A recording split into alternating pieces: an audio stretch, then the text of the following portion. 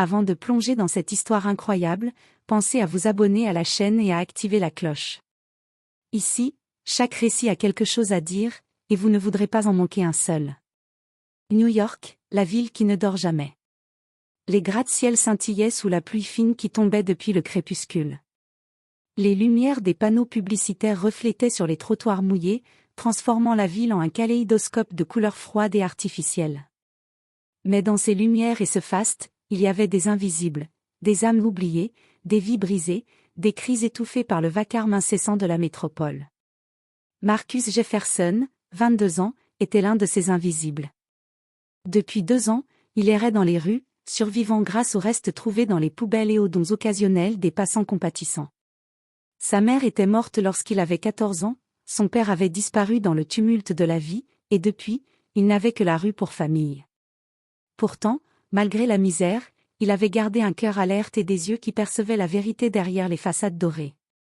Ce soir-là, alors qu'il s'abritait sous le pont de la 42e rue, il sentit quelque chose d'étrange. Une limousine noire se gara au coin de la rue, si silencieuse qu'elle semblait flotter sur le bitume. À l'intérieur, Alexander Whitman, milliardaire connu pour ses décisions impitoyables dans le monde de la finance, observait distraitement le reflet des lumières sur sa boisson. Son monde était fait de chiffres, de contrats et de pouvoir. Les vies comme celle de Marcus ne l'atteignaient jamais. Mais ce soir-là, un cri brisa la bulle d'indifférence. « Ne bois pas ça !» Marcus, tremblant mais déterminé, pointait un gobelet que le milliardaire tenait entre ses mains. Ce cri n'était pas seulement un avertissement, c'était un appel à la conscience, un souffle de vie dans un monde qui semblait figé. Alexander s'arrêta net. Pour la première fois depuis des années, son cœur se mit à battre différemment. Il y avait quelque chose dans ce jeune homme, une intensité, une urgence, une pureté que l'argent et le pouvoir ne pouvaient pas acheter. À cet instant, la vie d'Alexander Whitman, et celle de Marcus Jefferson, basculaient irrévocablement. Ce qui avait commencé comme une nuit banale allait se transformer en une série d'événements qui remettraient en question tout ce qu'ils croyaient savoir sur la richesse, la pauvreté, le destin et l'humanité. Et tout avait commencé par un simple cri, dans la pluie de New York. La pluie continuait de tomber sur Times Square, créant un brouillard lumineux qui transformait les lampadaires en halos irréels. Marcus Jefferson serrait son manteau élimé autour de lui, essayant de se protéger du vent mordant. Il n'avait rien, sauf sa vigilance. Dans la rue bondée, il voyait l'indifférence dans chaque regard, l'injustice dans chaque pas pressé des passants, et la solitude dans le reflet des vitrines. À quelques mètres, Alexander Whitman descendait lentement de sa limousine. Son costume impeccablement coupé et sa montre en or étincelaient sous la pluie, mais sa posture traduisait une habitude, celle de voir le monde comme une série de transactions. Il leva le gobelet à sa bouche, prêt à boire, quand une voix résonna, perçant le vacarme de la ville. « Ne bois pas ça !» Alexander s'immobilisa.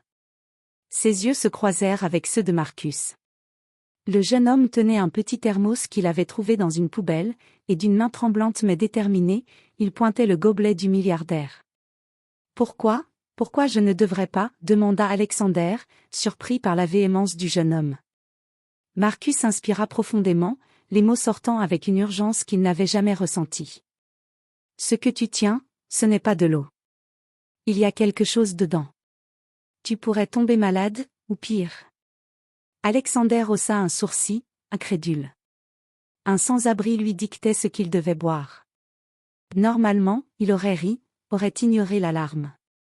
Mais quelque chose dans les yeux de Marcus lui arracha une réaction qu'il ne comprenait pas encore. C'était un mélange de défi et de sincérité qui traversait l'écran de son cynisme habituel. Par réflexe, Alexander recula d'un pas. Et c'est alors que Marcus, sans hésiter, s'approcha, malgré la pluie et le vent glacial, et saisit le gobelet pour le détourner. Un silence pesant s'installa. Les passants pressés ne remarquaient rien. Mais pour Alexander, le temps semblait suspendu. Sa vie, faite de décisions froides et calculées, se confrontait à une spontanéité brutale, à une vérité humaine qu'il avait toujours ignorée. « Merci », murmura Alexander, presque sans y croire. Marcus haussa les épaules, esquissant un sourire fatigué mais sincère. « Tu aurais pu mourir, tu sais. » Cette nuit-là, Ils restèrent là, face à face, séparés par la pluie mais rapprochés par un instant de conscience et de fragilité. Alexander Whitman, le milliardaire implacable, venait de découvrir quelque chose qu'aucune richesse ne pouvait acheter, la vulnérabilité de l'existence.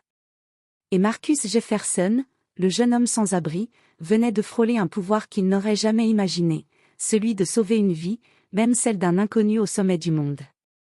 Ce simple geste, détourner un gobelet, allait devenir le premier domino d'une série d'événements qui bouleverseraient leur vie à jamais. Alexander rentra chez lui ce soir-là, incapable de dormir. Pour la première fois depuis des années, il se sentait remis en question. Et dans les rues de New York, Marcus Jefferson sourit légèrement, sans savoir qu'il venait de changer le destin d'un homme, ni le sien propre. Le lendemain matin, New York semblait différente. La pluie avait cessé, mais la ville n'avait pas changé, ses rues étaient toujours bruyantes, ses gratte-ciel toujours imposants. Pourtant, pour Alexander Whitman, quelque chose en lui avait basculé.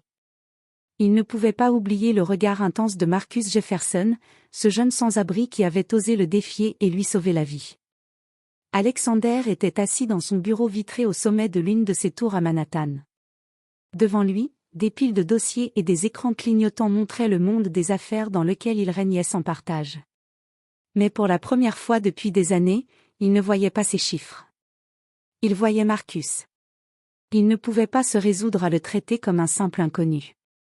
Alors, après quelques minutes de réflexion, il fit quelque chose d'inattendu, il demanda à son assistant de retrouver le jeune homme. Pendant ce temps, Marcus était de retour sous le pont, nettoyant ses habits sales et ramassant quelques pièces abandonnées sur le trottoir. Il n'avait jamais connu un geste de reconnaissance comme celui d'Alexander. La plupart des riches ne voyaient que la rue comme un lieu de déchets humains. Mais Marcus sentait, au fond de lui, que ce milliardaire était différent. Quelques heures plus tard, Alexander le retrouva. Il n'y avait ni limousine ni garde du corps cette fois-ci. Il était seul, sans arrogance, simplement un homme cherchant à comprendre. « Marcus Jefferson » demanda-t-il doucement. Marcus leva les yeux, méfiant. « Oui, et vous êtes ?» « Alexander Whitman. » Le nom fit l'effet d'un éclair dans l'esprit de Marcus. Whitman, le milliardaire qui contrôlait une partie de la ville, se tenait là, humble, presque vulnérable. Marcus hésita, mais il sentit que cette rencontre pourrait être plus qu'une simple curiosité. « Pourquoi vous me cherchez ?» demanda Marcus, la voix tremblante. Alexander inspira profondément. « Parce que tu m'as sauvé, et je crois que je te dois plus qu'un simple merci. » Les jours suivants, Alexander invita Marcus à découvrir un monde qu'il n'avait jamais imaginé, des bureaux luxueux, des voitures élégantes, des dîners coûteux. Mais il ne voulait pas l'impressionner avec son argent. Il voulait comprendre sa vie, ses luttes, et peut-être lui offrir une chance de changer son destin. Pour Marcus, c'était déconcertant. Il avait toujours cru que les riches étaient des êtres froids et cruels, insensibles aux souffrances des autres. Pourtant, Alexander montrait une humanité inattendue, une curiosité sincère pour ce que Marcus avait traversé. Petit à petit, un lien fragile se forma entre eux. Marcus commença à parler de sa mère, de son père disparu, de ses rêves brisés et de sa survie dans la rue. Alexander, de son côté, révéla une partie de sa vie qu'il n'avait jamais partagée, la solitude au sommet, le poids des responsabilités, et le vide émotionnel que même l'argent ne pouvait combler. Cette rencontre improbable était le début d'une transformation pour les deux hommes. Marcus découvrait qu'il pouvait être plus qu'un survivant de la rue, et Alexander comprenait que l'humanité ne se mesurait pas en milliards, mais en moments de vérité et de courage. Le pont entre deux mondes, autrefois invisible, commençait à se construire, solide malgré les différences, et leur destin commun venait à peine de s'écrire. Les jours passaient, mais Marcus Jefferson ne pouvait pas s'habituer complètement au monde d'Alexander Whitman. Les tours de Manhattan, les bureaux luxueux et les voitures rutilantes lui semblaient irréels, presque inaccessibles. Pourtant, chaque fois qu'il voyait Alexander, il sentait une sécurité qu'il n'avait jamais connue dans la rue. Mais la vie n'efface jamais complètement les cicatrices. Un après-midi, Alexander invita Marcus à une réunion importante dans son entreprise familiale. Le jeune homme, nerveux, observait les cadres en costume, leur regard froid et calculé, lorsqu'il sentit un pincement familier dans son cœur, le sentiment de ne pas appartenir à ce monde. À la pause, un collègue d'Alexander, inconscient de la présence de Marcus, laissa échapper un commentaire. « Qui est ce gamin de la rue ? Il n'a rien à faire ici. » Marcus sentit la colère monter, mais Alexander posa une main sur son épaule, calmement. « Ignore-les. Tu es ici parce que tu le mérites, pas parce qu'il le pense. » Ces mots firent plus d'effet que Marcus ne voulait l'admettre. Pour la première fois, quelqu'un le défendait non pas par pitié, mais par respect. Cependant, le passé de Marcus n'était jamais loin. Une vieille connaissance de la rue, Jamal, le retrouva un soir.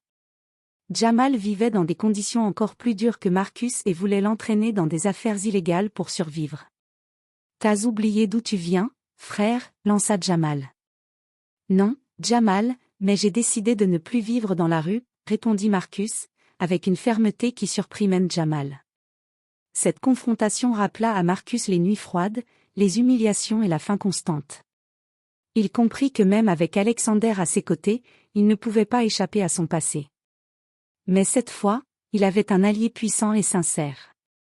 Alexander, de son côté, faisait face à ses propres défis. Ses associés doutaient de sa décision de s'impliquer dans la vie de Marcus, certains pensant que c'était une distraction inutile. Mais Alexander savait que ce jeune homme représentait plus qu'un simple geste héroïque, il était le miroir de sa propre humanité qu'il avait longtemps ignorée. Au fil des semaines, Marcus commença à apprendre non seulement le fonctionnement des affaires, mais aussi la discipline, la patience et la confiance en soi. Alexander le guidait avec fermeté et bienveillance, révélant des qualités en Marcus qu'il ne soupçonnait pas. Pour Marcus, chaque petite victoire, comprendre un contrat, participer à une réunion, s'affirmer face à Jamal, était un pas vers une nouvelle vie. Pour Alexander, voir Marcus évoluer faisait tomber un mur qu'il avait construit autour de son cœur depuis trop longtemps. Mais la route n'était pas encore terminée. Des ennemis, des doutes et le poids du passé attendaient encore les deux hommes. Le pont entre leurs deux mondes devenait solide, mais il serait bientôt mis à l'épreuve. Cette épreuve marquerait un tournant décisif. Marcus devait choisir entre ses anciennes habitudes et le futur que lui offrait Alexander, tandis qu'Alexander devait apprendre à ouvrir complètement son cœur et à faire confiance, non pas à l'argent ou au pouvoir, mais à l'humain qu'il avait rencontré sous la pluie. Quelques mois plus tard, Marcus Jefferson n'était plus le jeune homme fragile et effacé qu'il avait été sous le pont de Times Square. Grâce à Alexander Whitman, il avait appris à se tenir droit, à parler avec assurance, à naviguer dans un monde qu'il pensait inaccessible. Pourtant, la rue n'avait jamais totalement disparu de lui, elle vivait dans ses souvenirs, dans ses cicatrices, et dans les gens qu'il avait laissés derrière lui. Un soir, alors qu'il rentrait d'une réunion importante avec Alexander, Marcus aperçut Jamal et son groupe de complices dans une ruelle sombre. Cette fois, ce n'était plus une simple tentative de le ramener dans l'ombre. Jamal avait des intentions dangereuses, un cambriolage majeur visant une des entreprises d'Alexander. « Marcus, si tu ne viens pas avec nous, tu vas le regretter », cracha Jamal, menaçant. « Je ne reviendrai jamais en arrière », répondit Marcus avec calme, mais la tension était palpable. Sans perdre de temps, Marcus contacta Alexander. En quelques minutes, Alexander arriva, accompagné de quelques employés de confiance et de la sécurité privée. La confrontation fut tendue. Jamal, croyant pouvoir intimider le jeune homme, ne s'attendait pas à ce que le milliardaire intervienne personnellement. « Laissez-le tranquille », dit Alexander, la voix ferme mais sans colère. « Alexander, merci », murmura Marcus, sentant un poids immense se lever de ses épaules. La situation dégénéra lorsqu'un coup de feu retentit. Dans la panique, Marcus se précipita pour protéger Alexander. Mais ce fut le moment où Alexander comprit quelque chose d'important. L'argent et le pouvoir ne signifiaient rien face à l'instinct et le courage humain. Marcus, autrefois sans défense, était devenu son égal dans la bravoure. Après une lutte intense, Jamal et ses complices furent maîtrisés et remis à la police. Alexander, haletant, regarda Marcus et vit non seulement un jeune homme transformé, mais aussi un ami fidèle et courageux. Plus tard, dans le bureau de l'entreprise, Alexander posa une main sur l'épaule de Marcus. « Tu m'as sauvé, Marcus, encore une fois. Pas seulement aujourd'hui, mais chaque fois que tu as montré que l'humanité vaut plus que tout. Marcus sourit, les yeux brillants. Et vous m'avez donné quelque chose que je n'aurais jamais eu seul, une chance de devenir quelqu'un. Le lien entre eux n'était plus celui du sauveur et du sauvé. C'était une relation de respect, de confiance et d'amitié sincère. Alexander Whitman, le milliardaire, avait